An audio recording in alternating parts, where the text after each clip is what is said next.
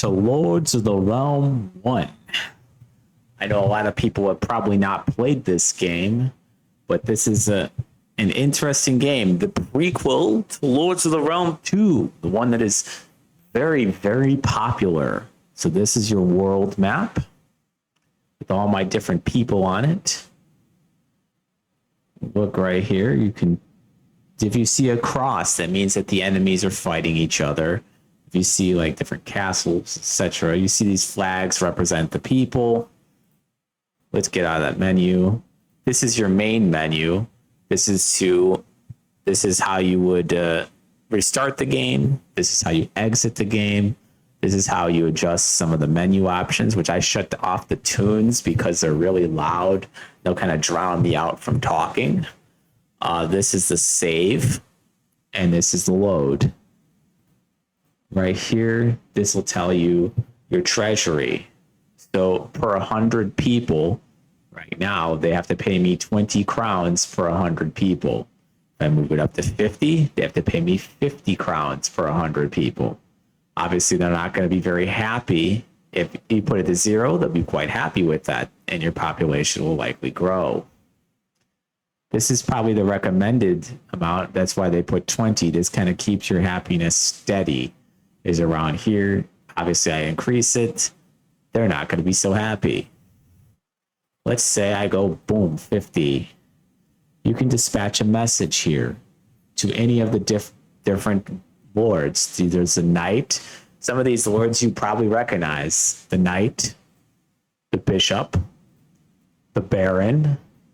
You probably don't recognize the earl, though, unless you played this game. The earl is actually one of my favorites.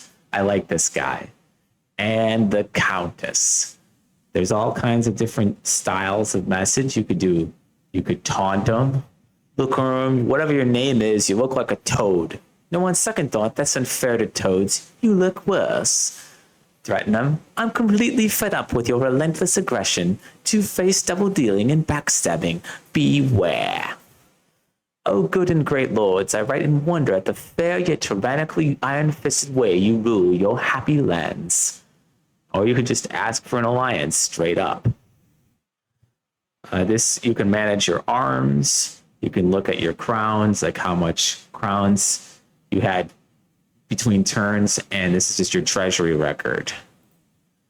Right here, when you get an army, you can move the army. You have to click this button before you can move the army to a different location. This is how you would send resources between towns. This is just an overview by what's called the stored.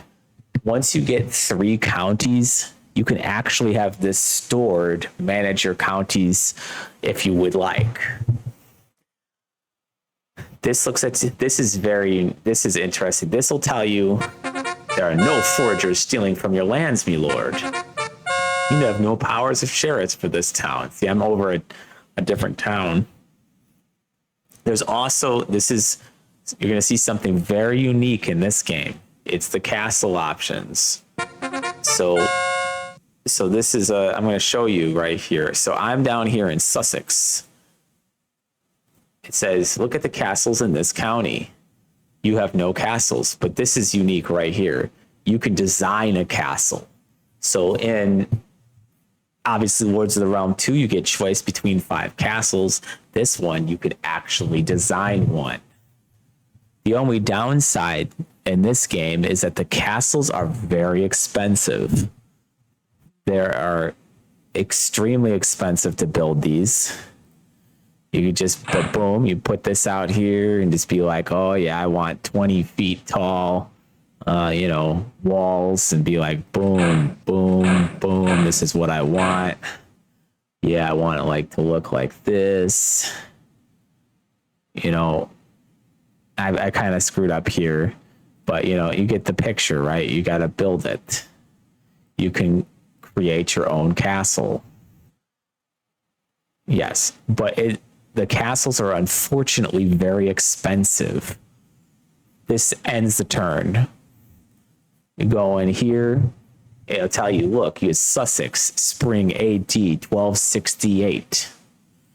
There, and this tells you what's going on right now. We have storms and they damage crops and are bad for livestock. This tells me what my people's happiness is currently 18, which was 20 last turn. The people are unhealthy. I'm at half rations. I want to be at full rations. Part of this has to do with my choice of economy and warfare. I chose hard. So if I chose an easier setting, my population, my economy would be different, right? It depends on your choices. But this will tell me if I go from half rations to full rations, I start eating this grain that's in storage, right? Some of the grain is in the fields already. They're already planted. And some is in storage. So I'll go over here. 50 sacks of sown grain is here. This tells you crop rotation. So I'm in, and the crop rotation is good. See, the flowers tell you with the crop rotation. Fertility is increased, and with it, the amount of crops produced from your fields by ensuring you have adequate crop rotation. Crop rotation means selecting the right mix of land usage so that the fields are not in constant use. This is especially important for arable crops. The rotation is worked out automatically, but its effect on fertility can be gauged by the row of ill or healthy plants. So if I tried to plant, if I tried to put like the cow in all of these fields and there was just this, it would lower my crop rotation. My fertility is considered average, see? Okay.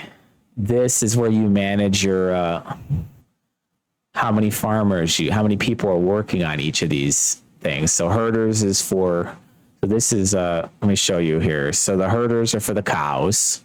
The farmers are for the fields. The serfs are for excavating land, for maintaining land. So this is kind of unique, not just excavating land, not just like restoring land. So like if you saw back here, these brown fields need to be restored so that I can use them. But there's a certain amount of people who are needed just to keep the land fertile in itself, like just to maintain the fields as they are. Shepherds is for a resource that is only in Lords of the Realm 1. Sheep. Sheep are a unique resource in this game. Builders are for the castle. Miners, they mine iron. There's quarriers for stone. There's foresters for timber, and armorers to build your weapons. This is your merchant screen. The merchants go from place to place. On the first turn, there are no merchants in England. All merchants are arriving from abroad. There's your cattle, sheep, grain. This is what the sheep produce wool that you can sell. So sheep are unique in this game because just so you can get this wool that you can sell. Ale for happiness, of course. This is iron, stone, timber, weapons. This is your screen for mercenaries. There's actually some mercenaries available right now. Obviously, I don't have enough to pay them. I need 450 crowns to pay these guys. Plus, they're gonna charge me 40 crowns per season to maintain. There's one thing that's different about this one. You don't have to hire all of the amounts. See, I could hire 400 spearmen here, but you could hire 50, you could hire 100, 150, 200, anything, in rounds of 50 up to 400. This is also how you conscript troops into the military. And this is the cost of them. You cannot raise more than 50% of your population into an army. This is how you would conscript them in, and of course this has a negative effect on your happiness of your people. This is the history of your population. And that last one would get you out of this screen. Boom. I think at this point I'm just going to save it just for now. And we're going to go to the next video. I'm just going to call this the intro video. We'll do some stuff on the next one. Thank you for watching. I hope to see you in the next video. Oh, I just don't want to have to redo this whole video again, if you understand.